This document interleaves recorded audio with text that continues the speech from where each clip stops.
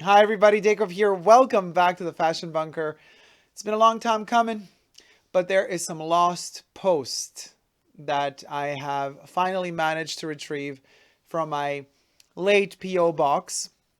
And maybe some of you might remember a while ago. In case not, I will be posting the link in the description box down below for this video. I made a video where you do not see me, but you just hear me read a letter from a wonderful subscriber of mine. Uh, and the letter was read while I was peeling off the protective foliage, the foil or stickers, off of my Chanel 255 classic size, black with gold hardware. So I kept the person anonymous, obviously, and I have received a long time ago, so I'm very sorry, my dear, that this took so long, but the letter arrived. A second letter, guys, and oh boy, I'm super excited. So I have my Chanel jewels, and this time around, I thought we already did a presentation of the bag while reading this wonderful, wonderful letter. Now this time around, I have Chanel number 5 with me, the pure perfume. So I'm going to hold it while I'm reading. This is kind of all very spiritual, if you may. So, the letter is dated the 6th of June 2017. So you can imagine, I'm half a year too late. I'm super sorry about this, but better late than sorry and better late than never. So here goes, guys. Get something to drink, sit down. You don't have to watch, you just got to listen at this point because I'm just going to be reading and trying to read correctly because I'm really bad at that. If something is not printed. Okay. Coco is with us. Let's go.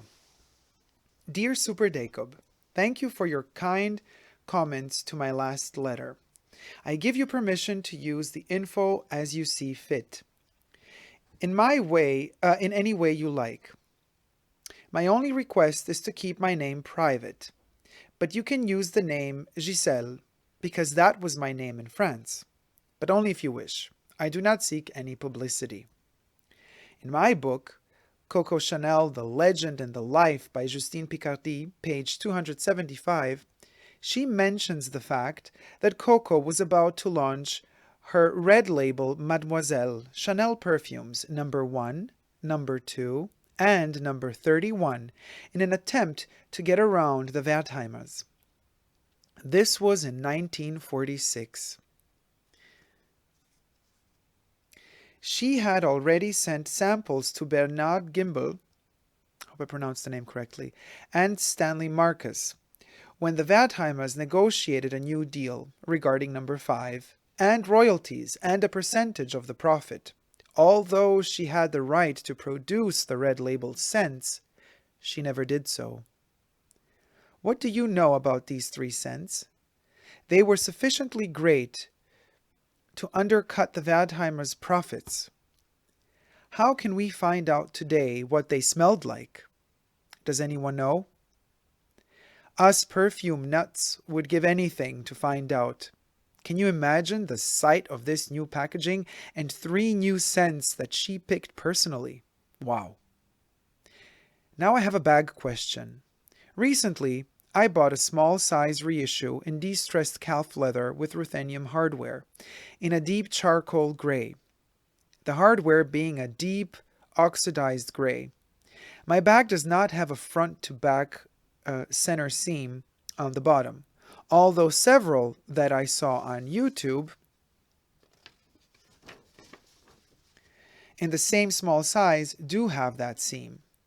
Mine is made in France. Do you know the reason for this? Let me quickly interrupt reading the letter. Yes, so the small or the classic size does not have the seam at the bottom. Only from the medium upwards, you have actually 2 pieces of leather at the bottom that meet in the center, the bottom center of the bag. So in fact, if you go and check out the review of my classic 255 reissue, you will see that the bottom of the classic one, which we could consider a small, I just call it the classic size, does not have a seam at the bottom. It's one continuous piece of leather. But my medium, or which is actually a jumbo, does have the seam. It's just about the size and the proportions of the bag. I actually prefer the fact that it doesn't have a seam at the bottom, the classic size. back to the letter. Do you know the reason for this? Okay, we read that. I think I paid the newly increased price of 4,900 before tax. You warned us about that and you were right. I also noticed that some chain widths differed, unless they were camera distortions. The ruthenium chains are very heavy. Perhaps that's why they seem narrower than the older reissue chains. Maybe you could do some research and comparisons in one of your future videos. I don't mind the heavy chains. Ruthenium is not a very common metal. Ruthenium belongs to the platinum group of 6 metals, being platinum, palladium, iridium, osmium, ruthenium, and rhodium. Ruthenium was discovered in Russia. It was the Roman name for Russia. Platinum and iridium, have a very romantic outer space connection. The Earth has no native source for them, and all available deposits are in a plus-minus 200 foot max depth, meaning they were most likely deposited by a comet. Sadly, iridium, being the rarest, it is now off the jewelry market and used only in the electronics and space industry as a hardware for switch contacts, etc. There is relatively little of it available. In Asia, they have huge junkyards of broken computers, phones, etc., where they retrieve the iridium and gold contacts. I heard these are extremely profitable enterprises. Another interesting note here, my sales associate tells me that Asian women will not buy red wallets. They are very concerned with bad vibes and don't want their money to be in the red. I'm not joking. They will buy red bags though. That is okay as long as their money is not in the red. After I got through laughing, I had second thoughts. Maybe they were onto something. After all, everything in the universe is connected, and thoughts can be transferred. Nobody likes to be in the red. It is something to think about. Coming back to the bijou chains, what do you know about the gold plating on them between reissue year 2005 and 2009? When they stopped with the heavy gold plating, and are the gold chains wider than ruthenium chains? I heard on other videos that the more recent chains wear off faster, so maybe it is better to find a vintage bag instead. But some women have said they prefer the paler gold hardware over the older, more yellow metal, because the paler kind looks more casual and goes with more everyday clothes. I haven't decided yet on what to get, but eventually I plan to have a small size with gold chain for going out and a medium-large bag with ruthenium in the silver tone for every day. Maybe you could measure the actual chain widths for us. Old versus new. Gold versus ruthenium, so we know, without having to take camera distortions into account. I have learned from watching comparisons that the reissue medium-large bag is between the classic medium-large and the classic jumbo in size. Because of this size and the lighter weight of the bag, it is highly recommended, and some women are starting to sell off their caviar jumbos because of the weight, which they say is a problem. The other reason for wearing a smaller bag is that you don't constantly bump into hard surfaces such as doorways, cars, and rough walls. It also is a lot of fun looking for smaller leather goods to go into these bags. Maybe the era of wearing large luggage-sized bags is coming to an end. We all like less weight during the summer months, and miniaturizing purse accessories can be a real fun project. I would also love to find out what the base metal under the gold coating is. Is there a possibility in the future that ruthenium could be upgraded to a precious metal? It happened with palladium. However, the public did not accept it wholeheartedly because of its light weight. Also, what does Chanel use now for the white metal in their jewelry? I thought quite a pricey slip Sorry. I bought quite a pricey slip-on bracelet from the 2016 Airlines runway show with pearls and crystals, and none of the sales associates could tell me anything about the metal. Very strange. It is from the first class line. Keep up the good work. You are the only serious Chanel expert on the air. Thank you so much. Chanel Co. is very tight-lipped about their products, and there are no documentaries anywhere that deal with any products in depth. The only thing I learned is that their sunglasses are made in Italy by Luxottica, and their shoes, likewise, from the Italian company Massaro. I love your videos, so keep making them. The more we can learn from them, the more famous you will become. Oh, that's so sweet. Thank you so much. I hope you never give up. Consider writing some books and articles. Also, did you ever consider filming an interview with former supermodel Susie Parker, who was one of Coco's favorite models? Susie has tons of Chanel stuff and valuable insights, memories, and facts. One of her daughters was named Gabrielle Coco Chanel. Keep up the good work. Wishing you all the best for your future, your life, and success. P.S.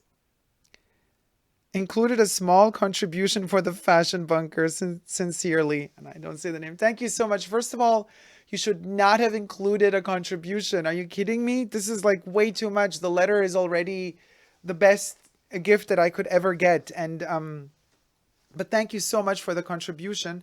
The only problem is the ink on the letter. I'm completely covered with ink now. Wait, let me just have to be very careful. I had to put down the little bottle too. I don't know what's going on with the ink, but whatever. It's the spirituality. I'm feeling the love through the ink, so it's all good. So listen. The contribution, thank you. Thank you, thank you from the bottom of my heart. It's going into a fund together with whatever else I managed to get through this channel to build the channel, to make it bigger. That's basically what it's all about. As for all the questions you asked me, I definitely think that one of the reasons why the Chanel company is not telling us the actual materials they're using underneath the coating of the in particular chains used for the reissue bags is because they probably are not of the highest quality.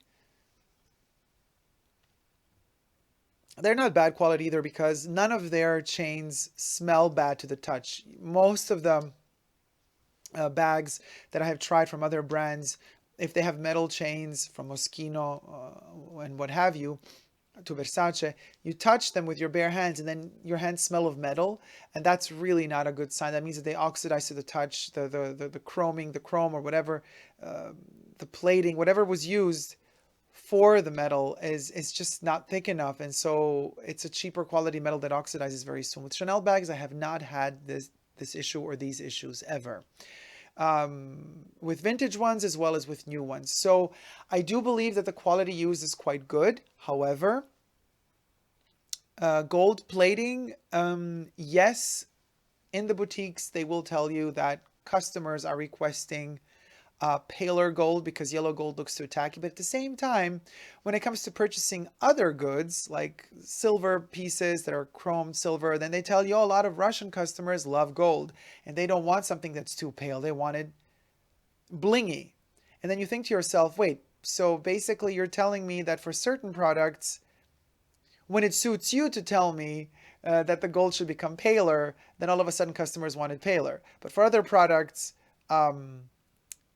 when it suits you, again, the other way around, you know, where you're pushing more kind of a yellow gold tone, then you're telling me people are looking for more yellow gold. So I think it depends on personal taste. Chanel is the brand is so quick to, the sales associates are probably taught to very quickly explain to you the pale gold, which now they say that they found I don't know, they say that they patented it. I'm not so sure if they really did, but something that only Chanel has, which is a beige gold. It's a very, very, very pale gold that, yes, you could say it looks like beige. And so it's a funny concept. It's an interesting concept because considering that Coco Chanel loved beige, but if we, go by the rules of the book, that all the way up to the early zeros, noughties, um, Chanel bags, hardware, gold hardware did have gold plating. I don't know, 8, 11, I don't know, 14 karat. Those times are long gone. They have a much, much lower plating, or maybe it's just gold toned at this point. I don't know. I've never taken any one of my bags with gold hardware to an actual jeweler to get them inspected. There must be some way probably to see the percent, like the carats that eventually are within that coating, plating, toning, whatever it is on the hardware. But I honestly, to be perfectly honest with you, have given up on that whole notion of real gold when it comes to Chanel. To me, the bag itself is gold. And the fact that I have one is gold to me. I don't care at the end of the day if the metal, you know, is gold toned, plated, or not at all.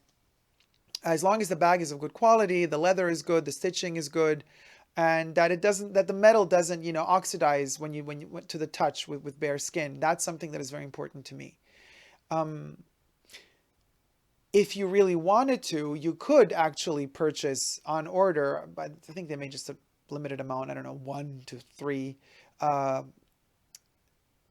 but they look super tacky. But if you really wanted to spend billions, you could buy a Chanel bag, a classic one, uh, encrusted with diamonds, crocodile skin, leather, and then the chain is in platinum or in white gold, completely solid. I saw the bag on photos and I thought to myself, this looks so tacky. I don't want this. I want the most modest version of a Chanel 255. You know, the one I'm hunting down now is actually in Jersey. I would love to have a 255 in Jersey. If not vintage, then new. Black Jersey, classic old school, Chanel, the first version of it, basically, that was allegedly in Jersey. I do have a small square sized, oh, no, it's not a small, it's a mini square. You've seen the unboxing of that one. I got that one in Venice in Italy. Wonderful memories connected to that bag. With pale gold hardware. So it's a black Jersey bag, black leather on the inside. And what a wonderful piece of history. Like, especially in winter, I realize how much more I appreciate the fabric version Chanel bags and the leather ones. They just feel so much more creamy rich in a way, not rich in terms of money, but rich in terms of history and just the way you touch them and the way that they feel warm to the touch, even though it's cold outside. So whenever you touch them with your hand, when you touch leather when it's out in the cold, leather retracts and then expands depending if it's hot or cold, and it can get damaged if it's too cold outside. But besides all that, um, when you touch really cold leather, it doesn't feel very comfortable. You need a little bit of time, just like when you touch metal. You need a little bit of time till it warms up to your skin temperature. But with the Jersey bags, they're always warm to the touch. They're always soft to the touch. They really feel incredible. So I do have the um, mini square, but I also have the denim jumbo single flap. The second you go in jumbo size, I would always recommend a single flap, not a double flap. And some of the seasonal ones actually do have a single flap if they're made out of other fabrics and not leather. Uh, Wonderful bag. I love that denim bag with the perfume bottle embroideries. But if we're going to think more classic, the mini square one is the classic shape I have with the classic quilting or kilted matelassé diamond shapes on it. That one and bigger would just feel super luscious. So if I do buy another 255 bag, it will be black jersey. It will be the classic size, small to classic size. It will have gold hardware. Doesn't matter if the gold is a bit paler or not. The fact that you talk about differences in thickness of the ruthenium chain of the REISSUE as opposed to, oh, a war has begun. Somebody's shooting outside the bunker. We are in the, what year is this? 1945, guys, and we're surviving the war. I don't know if the microphone captures this, but it's super spooky right now. Okay. Yeah, no. Okay, I'm just gonna try to avoid thinking about it. Um, the ruthenium hardware as opposed to the gold hardware. Wow, what is going on outside? This is insane.